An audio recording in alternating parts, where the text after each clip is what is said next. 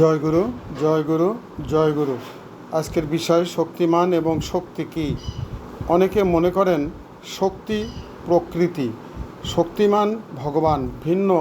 শক্তিমান এবং শক্তি ভিন্ন নয়। যেমন আমাদের দেহের নখ, চুল, চোখ, দাঁত ইত্যাদি দেহ হইতে আলাদা নয়, এগুলি দেহেরই অভিন্ন অংশ। অতএব পরমাত্মা থেকে ভিন্ন প্রকৃতির ভিন্ন কোনো সত্তা নাই। ভক্তের মধ্যে দুটি ভাব থাকে, সাম্যভাব এবং বাসুদেব সর্বম। বাসুদেব সর্বম তিনিই পরম এই ভক্ত, যিনি এইভাবে ভাবিত হন তিনি পরমভক্ত।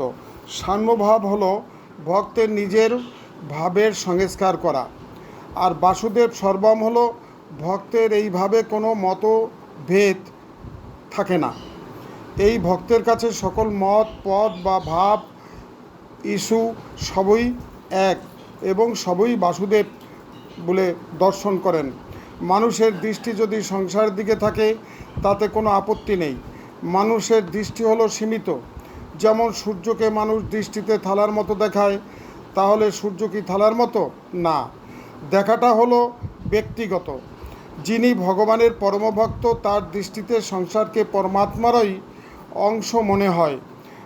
যিনি পরমাত্মার অংশ মনে করেন তিনি প্রকৃত ভক্ত।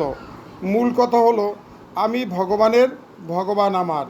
এই ভাব যদি ভক্তের মধ্যে আসে তখন সে শক্তিমান ও শক্তিকে আলাদাভাবে দেখে না। জয় রাধে, জয় রাধে, জয় রাধে।